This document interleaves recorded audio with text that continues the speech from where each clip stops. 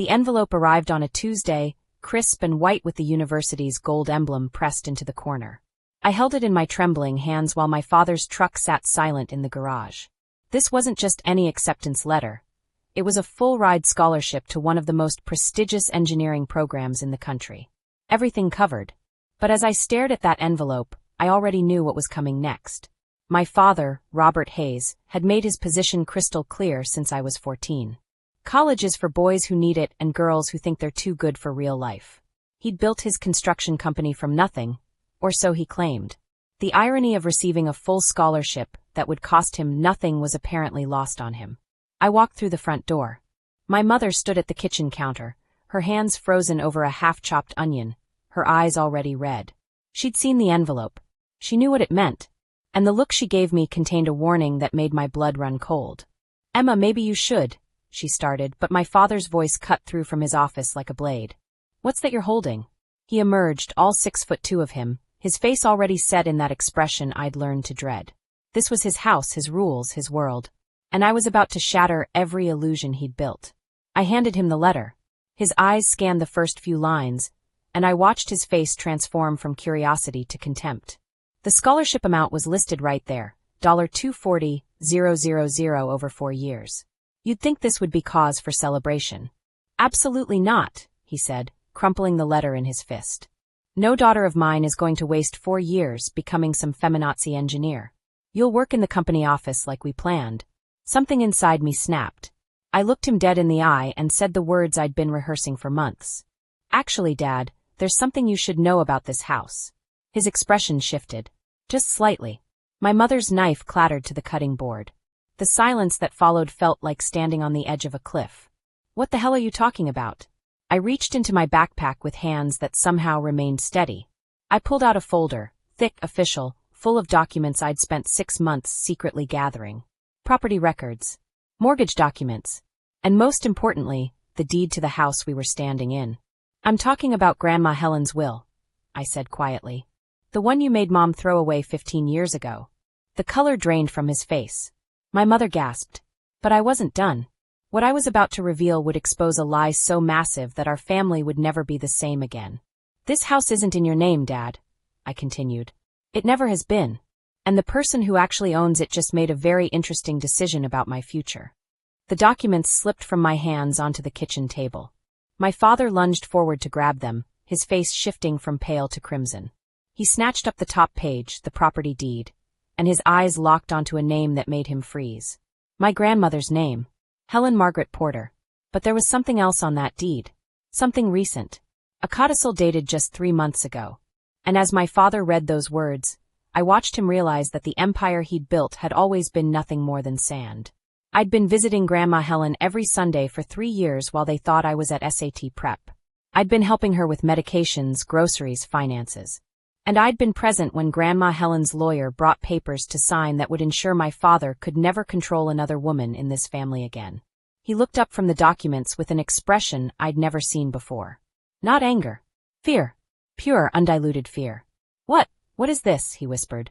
I smiled. "That, Dad, is Grandma Helen's final gift to me. She changed her will 8 weeks before she died. This house, the property, everything, it all belongs to me now. And there's a clause you're really going to want to read carefully." His hands shook as he found the paragraph. I watched his lips move silently as he read the words that would flip our entire family dynamic on its head. "You can't do this," he said, but his voice had lost all its power. "I'm your father. This is my house." "No," I interrupted. "You built this life on Mom's inheritance and Grandma Helen's generosity. And now it's time you learned what happens when you treat your family like property." The clause was simple and brutal. My parents could continue living there rent-free, but only under one non-negotiable condition. And that condition was about to rewrite my entire life.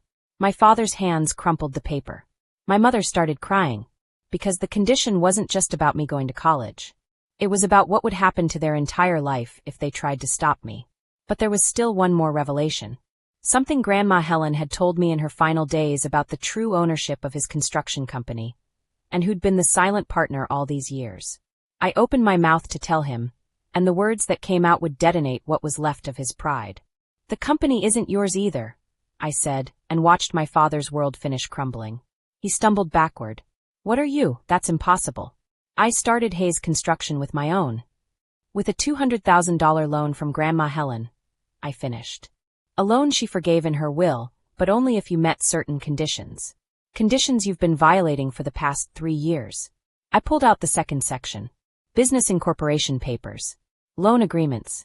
And most damning, a partnership contract listing Helen Margaret Porter as a 50% owner until the loan was repaid.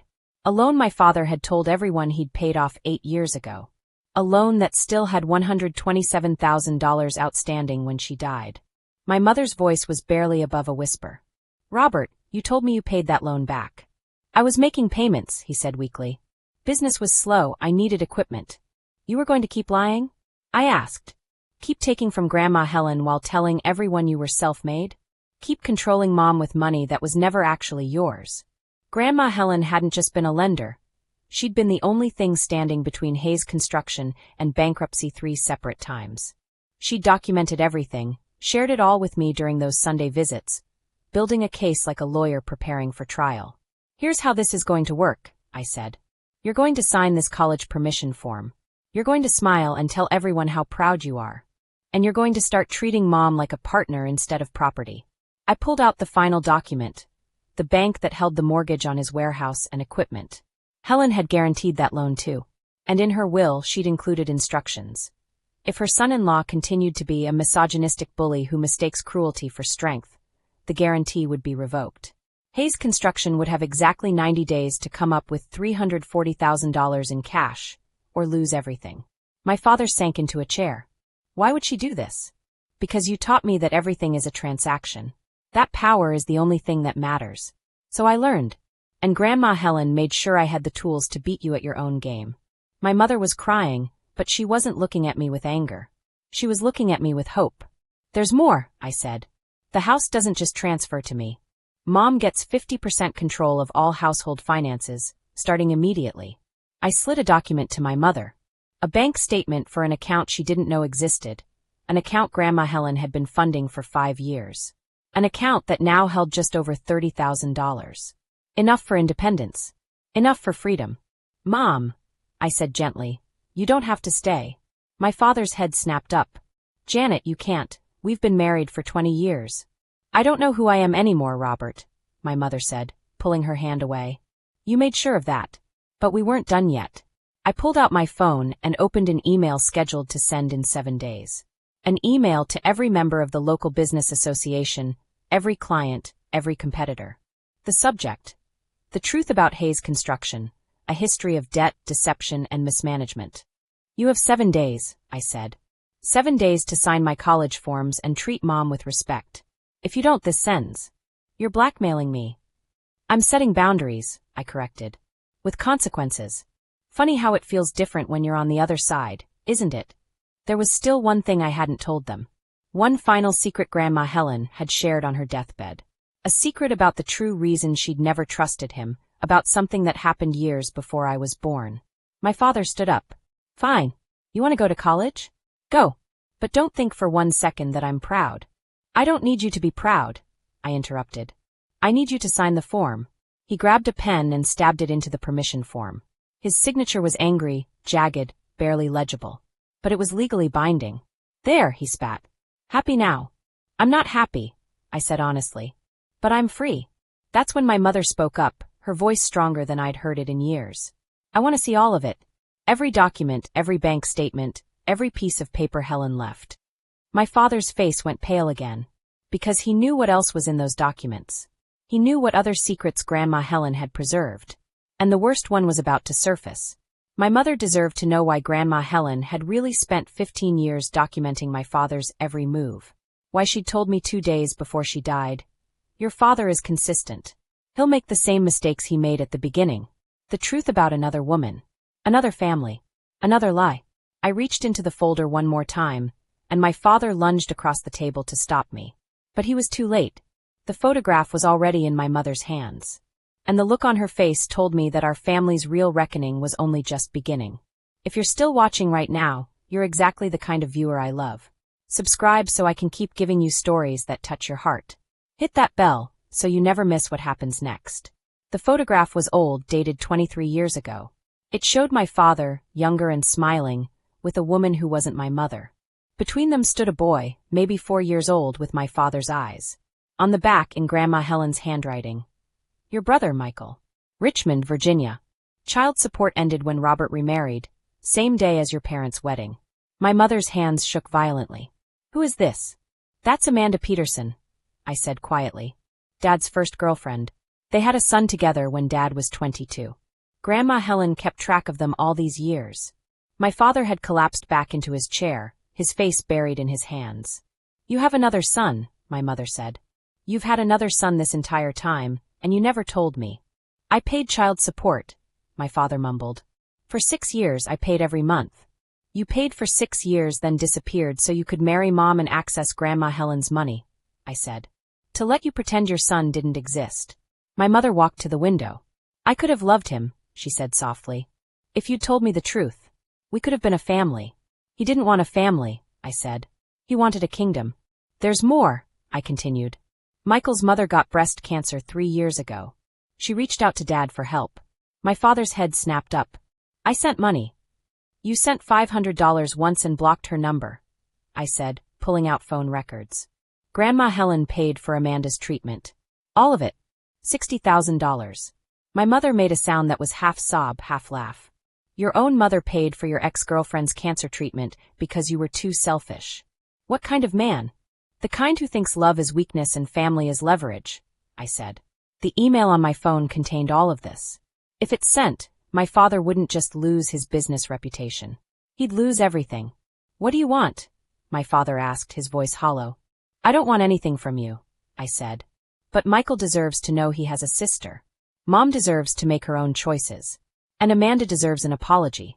"You've been in contact with them," my father realized. "I've been writing to Michael for 8 months, I confirmed. "He's 19 now, a sophomore at community college, working full-time to support himself and his mom. He thinks he wasn't good enough to keep you around." My mother gasped. "Emma, you found him?" "Grandma Helen left me his contact information.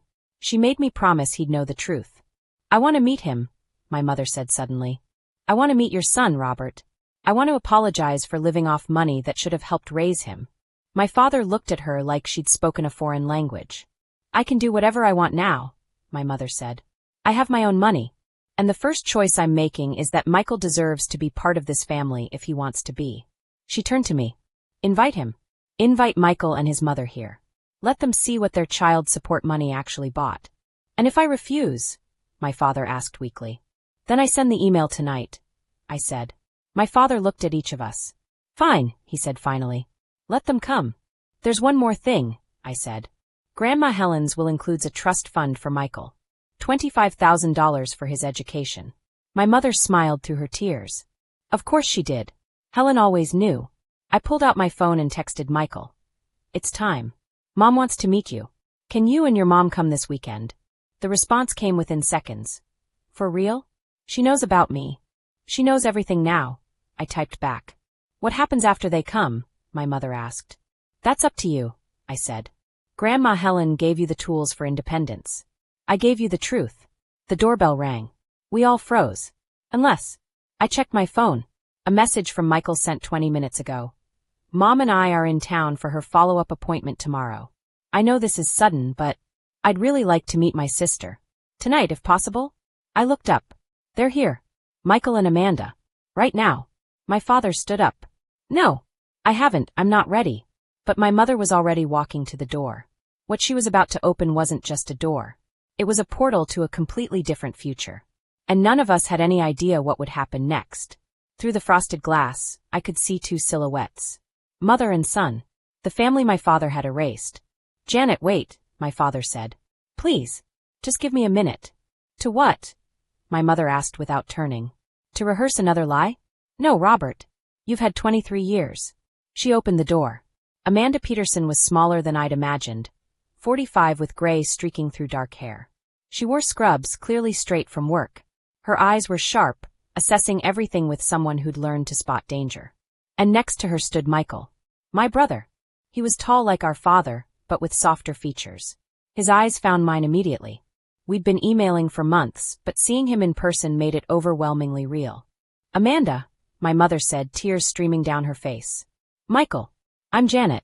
I'm so sorry to meet you like this. I'm so sorry for everything. Amanda's expression was carefully neutral. But Michael's face was more open, curious and hurt and hopeful all at once. Is he here? He asked quietly. Is my dad here? The word dad hit my father like a physical blow. I'm here, my father said, stepping into the doorway. I'm here, Michael. Father and son stared at each other across the threshold, years of absence hanging between them. You look older, Michael said finally. In my head, you were always younger. You look, my father started then stopped. Different than you expected?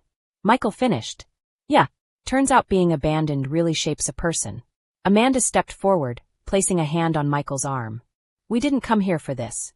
Emma said there was something important we needed to know. My mother stepped back, opening the door wider. Please come in. Everything should be explained.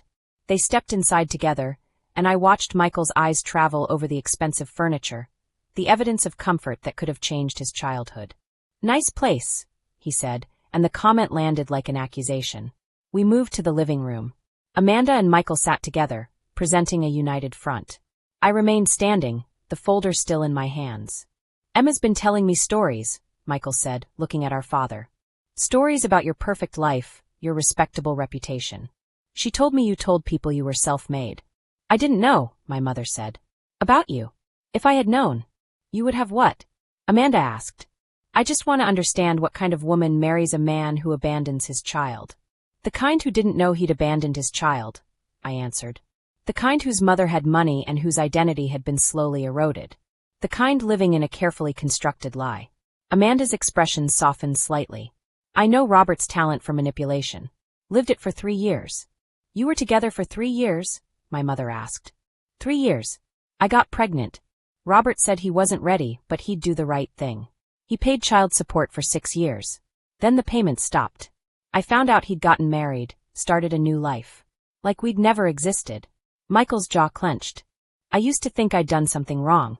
That if I'd been a better kid, maybe he would have stayed. You were never the problem, my father said suddenly. Don't, Michael interrupted. Don't try to rewrite this. You left. You chose comfort over responsibility. Those are facts. I began laying out the documents. Grandma Helen knew about Michael. She kept track of you both. When she got sick, she made me promise that when the time was right, I'd make sure the truth came out. Michael studied the documents. So he's not just a deadbeat dad. He's a fraud. I prefer to think of myself as a businessman who made difficult choices, my father said weakly. You've been lying so long you don't know what's real anymore, I said. My mother stood suddenly. Amanda, Michael, I can't apologize enough. But I can tell you that I'm done. Done with the lies. Done with pretending this marriage is anything other than a monument to my own cowardice. She turned to my father. Emma's grandmother left me money. Enough to be independent. And my first choice is that Michael deserves to be part of this family if he wants to be. Michael looked stunned. You'd do that? You're Emma's brother, my mother said firmly. And from what Emma's told me, you're kind and hardworking. Those are qualities worth knowing. The trust fund, I said. Grandma Helen left Michael $25,000 for education. It's yours, no strings attached. Michael's mouth fell open. 25,000, but why? She knew what her money had cost you. This was her way of balancing the scales. Amanda was crying. Michael could finish his degree. He could actually have the chance. There's one condition, I said. You have to agree to let me be part of your life. Grandma Helen wanted us to know each other. Michael looked at me. I'd like that. I've always wanted a sister. But my father suddenly stood up. This is insane. You're acting like I'm some kind of monster. You worked hard with other people's money, I interrupted. You provided for one family by abandoning another. Those are facts, Dad. I'm still your father, he said, voice rising. I still deserve respect. You deserve exactly what you've given others, Michael said, standing to face him. You deserve abandonment. You deserve lies. That's what you've earned. The two men stared at each other. I came here hoping I'd been wrong about you, Michael continued. I hoped there was a good reason. But there isn't, is there? You just didn't want the responsibility. It wasn't like that. You thought about yourself, Michael finished. Like you always do. But that's okay. I don't need your apology anymore. He turned to Amanda. We should go. Then to me. Emma, text me. We'll figure out the trust fund. And maybe we can get coffee. I nodded, unable to speak. My mother walked them to the door, exchanging numbers with Amanda. When the door closed, the house felt emptier than ever. They hate me, my father said. Did you think he'd thank you? I asked. My mother returned. It got this bad because you made 1,000 small choices to protect yourself instead of others. Because you built your life on other people's sacrifices. What are you saying? My father asked. I'm saying I'm done. I'm not leaving tonight. But I'm done being your accomplice. I'm done pretending this marriage is anything other than the biggest mistake of my life. I'm going to bed, she continued. You can sleep in your office tonight. She left, and I was alone with my father. Did you enjoy that? He asked. Destroying me? No, I said. I didn't enjoy any of this. But it was necessary. You taught me that sometimes you have to make hard choices. You just never thought you'd be on the receiving end. What happens now? I showed him the email again. Now you have a choice. Accept that you've lost and try to become the person you always pretended to be. Or fight this and watch everything crumble. And if I can't, then you'll lose everything. Just slower. Just more painfully. How did you become so hard? I learned from the best, I said. You taught me that power is the only thing that matters. I'm just applying your lessons better than you did. I'm going to college, I continued. I'm studying engineering. I'm building my own life. And I'm going to have a relationship with my brother. That's what's happening now. I walked toward the stairs. Before I reached them, I heard him speak. Emma. I turned back. I'm sorry, he said, and for the first time, he sounded like he might mean it. Tell that to Michael, I said. Tell it to Mom. Tell it to Amanda. But don't tell it to me expecting absolution. I left him there and climbed to my room. My phone buzzed with a text from Michael. Thank you for finding me. Thank you for being brave enough to blow up the lies. You're a good sister, Emma. I smiled. Whatever happened next, at least I'd gained something. A brother. An ally. Proof that family could be chosen. But Grandma Helen's plan had one more phase. Papers that even I didn't know about. Papers that would arrive in the morning and fundamentally alter everyone's futures. And when I found out what that final move was, I'd have to decide whether to protect my father from it or let justice run its course. The lawyer arrived at exactly 9 a.m. I was the only one awake, sitting at the kitchen table with cold coffee. Through the window, I watched a sleek Mercedes pull into our driveway, and a woman in an immaculate gray suit emerged carrying an expensive briefcase. Margaret Chun, senior partner at Chun & Associates, the firm that handled Grandma Helen's estate. Seeing her in person made everything feel suddenly, irrevocably real. I opened the door before she could knock. Ms. Chun. Emma, she said. Your grandmother's instructions were very specific about timing. Is your father awake? I'll get him. I turned toward the stairs, but she stopped me. Wait. Your grandmother left sealed instructions that were only to be opened if certain conditions were met. Those conditions have now been satisfied. She anticipated far more than even you realize. I got my parents. My father emerged looking like he'd aged a decade overnight. My mother appeared hollow-eyed but dressed. There's a lawyer here, I said. Grandma Helen's lawyer. She says there's more. We gathered in the living room. Margaret Chin pulled out documents efficiently. The first thing she handed my father was a thick envelope sealed with red wax. This is a letter from your mother-in-law, Margaret said. She instructed it be read aloud by you, Robert, in front of your wife and daughter. My father's hands shook as he broke the seal. His eyes scanned the first lines, and the color drained from his face. Out loud, Robert, Margaret reminded him. He cleared his throat. His voice was barely audible. Robert, he read. If you're hearing this, Emma has finally found the courage to expose your lies. Good. It's about time. For 20 years, I've watched you destroy my daughter's confidence, waste my money, and build a reputation on sand. But there are things Emma doesn't know yet. Things I kept from her because she was too young to carry the full weight of your betrayal. My father paused, hands trembling. The house wasn't just a gift, he continued. It was supposed to be held in trust for Janet, transferred to her name on your 20th anniversary. You convinced her to let you handle the paperwork. Instead, you forged her signature on a quitclaim deed that put the house in your name alone. You stole your wife's inheritance through fraud. I have proof that would hold up in criminal court. My mother made a sound like she'd been punched. You forged my signature? I never filed charges because Janet begged me not to. My father kept reading, voice breaking. She chose you over justice. I let her make that choice, but I never forgot. And I never forgave. So I spent 15 years building a case that would strip you of everything you stole. My mother walked to the window, her body rigid with shock. My father had committed actual fraud. Keep reading, Margaretchen said. But here's what even Emma doesn't know, he read. The construction company? I wasn't just a lender.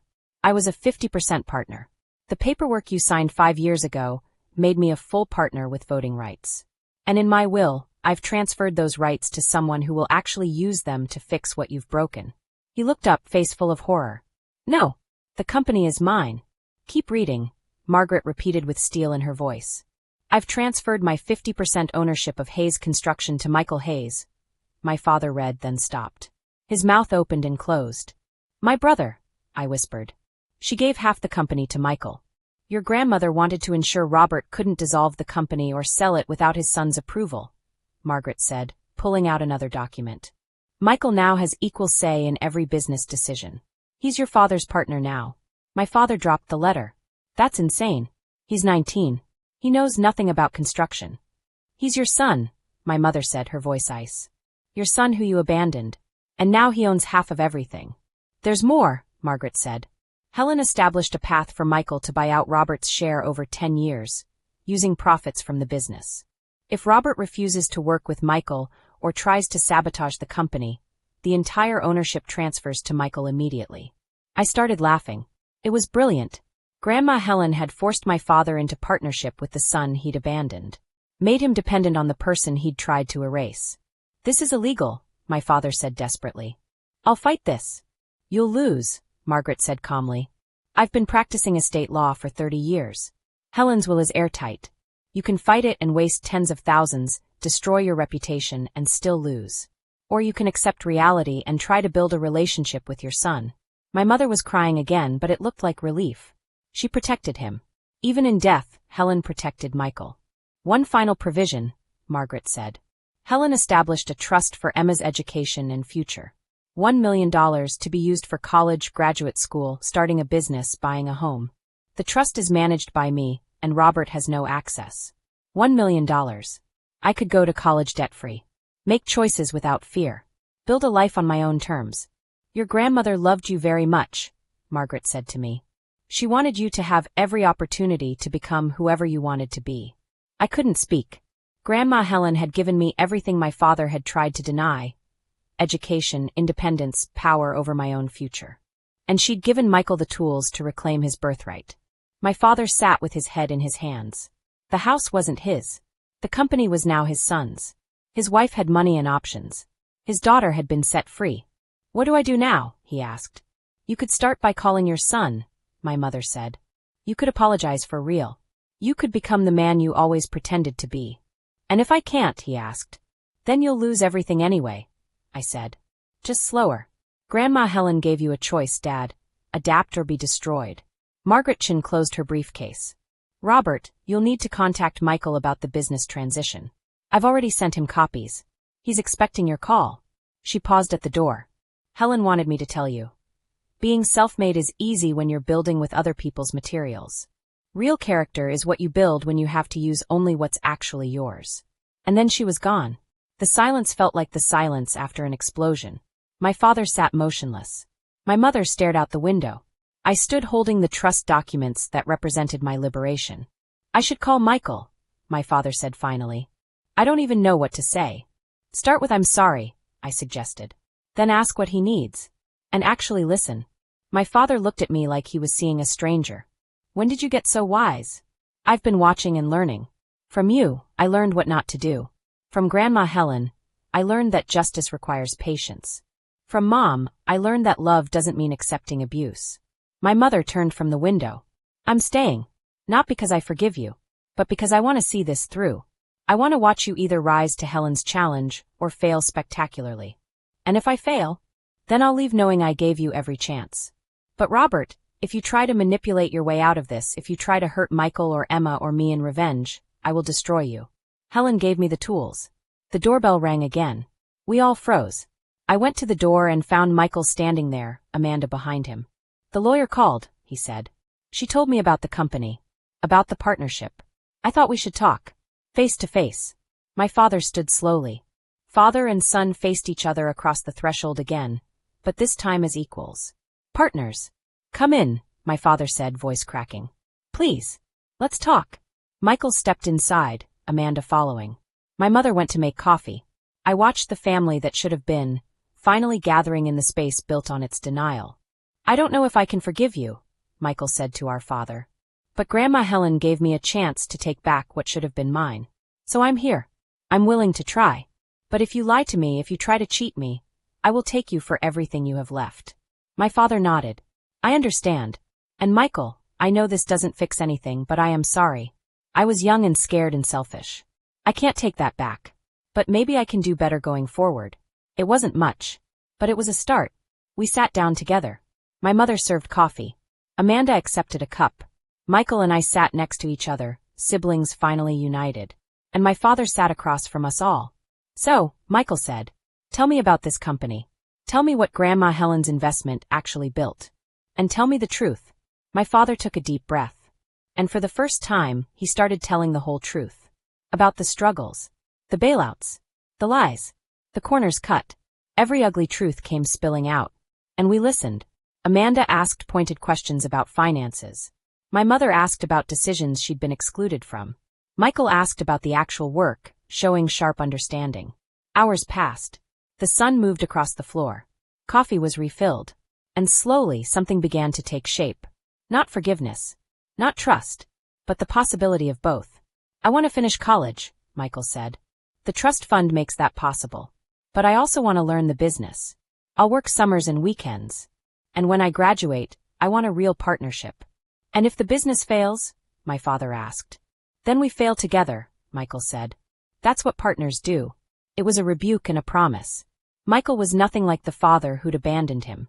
He was his mother's son, practical, resilient, honest.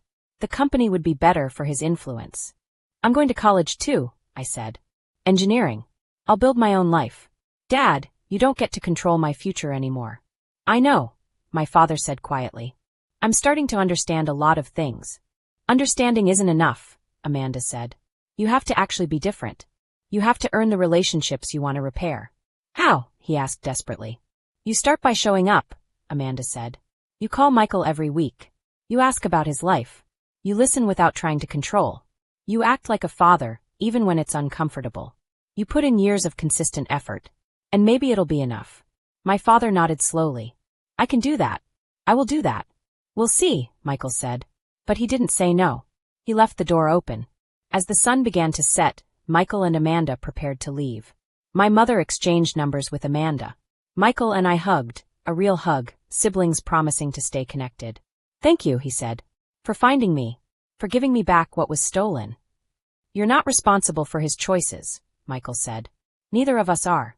We're just responsible for what we do with the aftermath. After they left, the house felt peacefully empty. My mother went upstairs without speaking to my father. The guest bedroom door closed firmly. I'm going to my room, I told him. Tomorrow I'm touring the campus. I'm moving forward. You can be part of it or not. Emma, he said. I really am sorry. I know that doesn't fix anything. Then prove it, I said. Don't tell me you're sorry. Show me you're capable of change. Be better, Dad. It's the only option you have left. I went upstairs. In my room, surrounded by acceptance letters and trust papers, I felt something I hadn't felt in years. Hope. Real hope for a future I got to design. My phone buzzed. Michael. First board meeting is next Tuesday. Your dad is terrified. I'm bringing a lawyer. This is going to be interesting. Then my mom. I'm proud of you. Helen would be proud of you. And finally, Margaret Chin. Your grandmother left one more message for you. Call me when you're ready. I stared at that message. One more revelation? But whatever it was could wait until morning. Tonight, I just wanted to sit with the peace of knowing everything was finally out in the open. My father had said college was unnecessary for his daughter. But what he didn't know was that the house, the company, and the comfortable life were never actually his to control. They belonged to the women he'd underestimated. His mother-in-law who planned her revenge for 15 years, his wife who'd finally found her voice, and his daughter who'd learned that the best way to defeat a tyrant is to strip away the structures that enabled his tyranny. I was going to college. I was going to succeed. I was going to build a life that proved everything my father believed was wrong. And somewhere, Grandma Helen was watching with a satisfied smile, knowing her final game had been played to perfection. The revolution she'd planned in secret had finally arrived, and we were all living in the aftermath,